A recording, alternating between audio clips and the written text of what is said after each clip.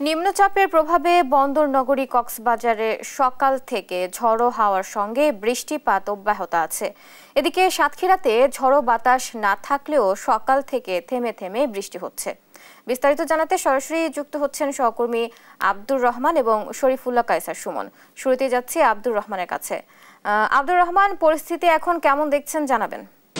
যেমনটি জানাচ্ছেন বুবলি, আসলে কক্সবাজারে গতকাল 3 দিন ধরে যে ঝড়ো হাওয়া বৃষ্টি সহ শুরু হয়েছে, এটির তীব্রতা গতকাল রাত থেকে বৃদ্ধি পেয়েছে বলে আমাদেরকে জানিয়েছে আবহাওয়া অফিস। এবং সমুদ্র উপকূলের যেই ইয়াটি রয়েছে সেটি যদি দেখা যায়, তীব্র বৃষ্টি এবং আবহাওয়া বাতাসের এত গতি যে এখানকার গাছপালা সহ বিভিন্ন যে কাঁচা ঘরবাড়ি সেগুলো ভেঙে পড়েছে বলে আমাদেরকে জানিয়েছে। এবং বৃষ্টিতে দাঁড়ানোর এবং বৃষ্টিতে সাথে বাতাসের গতি একসাথে দুটো হওয়ার ফলে কক্সবাজারের যেই উপকূলীয় অঞ্চল সহ যেই পরিবেশটি সেটি অত্যন্ত খুবই নাজুক পরিস্থিতি। এবং এখানকার যেই জেলা প্রশাসন সহ যারা স্থানীয় জনগণ রয়েছে তারা বলছে দুর্ভোগের কোনো শেষ নেই। এবং বিশেষ করে 3 নম্বর আবহাওয়া 3 নম্বর সতর্ক সংকেত এখনো জারি রয়েছে। এবং লঘুচাপটি যেহেতু স্থলচাপে পরিণত হয়েছে, সেটি ঘন্টায় 40 থেকে 55 কিলোমিটার বেগে ঝড়ো হাওয়া বইছে বলে আবহাওয়া অফিস আমাদেরকে জানিয়েছে। এবং এটি আরও আগামী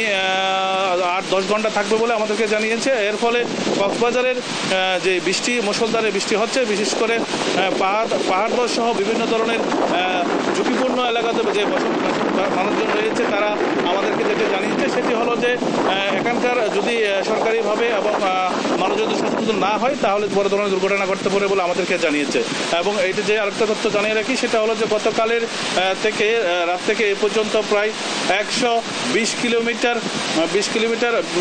বৃষ্টি রেকর্ড হয়েছে বলে আমাদেরকে জানিয়েছে আবহাওয়া অফিস। এবং এটির তীব্রতা আরও যদি বৃদ্ধি পায় তাহলে জোয়ারের পানি স্বাভাবিকের চেয়ে 2-3 ফুট বাড়বে বলে আমাদেরকে জানিয়েছে। এবং উপকূলের যেই বেড়িবাঁধগুলো রয়েছে সেটু মধ্য দিয়ে পানি এলাকায় ঢুকে ওখানকার ফসলের জমি এবং সিঙ্গিয়ার সহ বিভিন্ন ধরনের তাদের যেই চাষাবাদগুলো সেগুলো নষ্ট হবে বলে তারা আশঙ্কা করতেছেন। এবং এর ফলে কক্সবাজারের যেই পৌর শহর এখানকার যেই অবস্থা, পর্যটন এরিয়াতে নালা নর্দমাগুলো ভরাট হওয়ার ফলে এখানে অল্প বৃষ্টিতেই বন্যার পানির মতো পানি ওঠে। এবং বিভিন্ন হোটেল মোটেল সহ যারা পর্যটকরা রয়েছে তারাও এক প্রকার হোটেল বন্দী রয়েছে বলে আমাদেরকে জানিয়েছে। এবং এটা আগামী 2 দিন আরও বৃষ্টি থাকবে বলে আবহাওয়া অফিস আমাদেরকে জানিয়েছে। এখন আমরা যাব সাতক্ষীরাতে আছেন সহকর্মী সুমন সাহা। সুমন, ওখানকার কি অবস্থা আপনি আমাদেরকে জানাবেন। বাংলাদেশের দক্ষিণ পূর্বের যে কক্সবাজারের যে পরিস্থিতি সেই তুলনায় দক্ষিণ পশ্চিম অর্থাৎ সাতক্ষীরার খুলনা এই অঞ্চলের পরিস্থিতি তুলনামূলক একটু ভালো। তবে বলে রাখা দরকার যে এই যে গভীর নিম্নচাপ এবং এই যে চলমান বৃষ্টিতে অনেক নিম্নাঞ্চল প্লাবিত হয়েছে, মাছের ঘের প্লাবিত হয়েছে। সাতক্ষীরার আশাশুনি উপজেলার বিশেষ করে দরগাপুরের কপোতাক্ষ নদের একটি বাঁধ, রিং বাঁধ ভেঙে প্লাবিত হয়ে ঘের ভেসে গেলেও তাৎক্ষণিক স্থানীয় মানুষ এবং পানি উন্নয়ন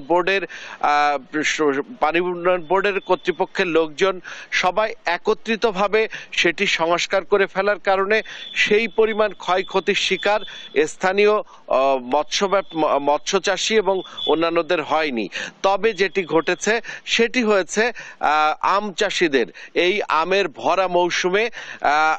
ভরা মৌসুমে অতি বৃষ্টিপাতের ফলে এখানকার আম চাষিদের কিছুটা মাথায় হাত উঠেছে।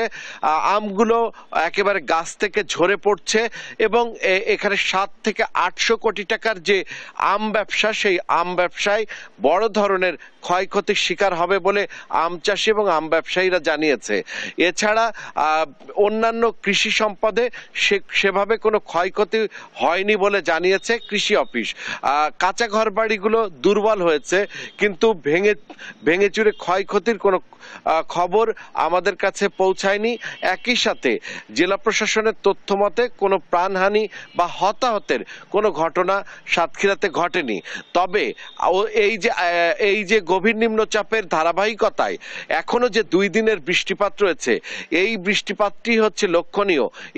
এই পরিস্থিতির মধ্য দিয়ে যদি জলাবদ্ধতা সৃষ্টি হয় তাহলে আসলে ফসলের ক্ষতি হবে এবং মৎস্য সম্পদের বিরাট ধরনের ক্ষতি হবে বলে মনে করছে সকলে। আর আপনাকে বলে রাখা দরকার যে এখন কিন্তু বৃষ্টিটা কমে এসেছে, এই মুহূর্তে বৃষ্টিটা কমে এসেছে। আমি দেখানোর চেষ্টা করছি, এই যে সাতক্ষীরা পৌর এলাকার প্রাণসায়ের এলাকার অধিবাসী, তারা কিন্তু একেবারে জীবনযাত্রা স্বাভাবিক হতে চলেছে। এই যে 2 দিনের বৃষ্টিপাতের পর এখন কিন্তু বৃষ্টি থেমে গিয়েছে এবং পরিস্থিতি আস্তে আস্তে স্বাভাবিক হতে চলেছে। এই ছিল সাতক্ষীরার যে এই চলমান পরিস্থিতি আবহাওয়ার তার সর্বশেষ। দর্শক, আমরা এখন ফিরিয়ে নিয়ে যাচ্ছি আপনাদেরকে স্টুডিওতে বুবলির কাছে।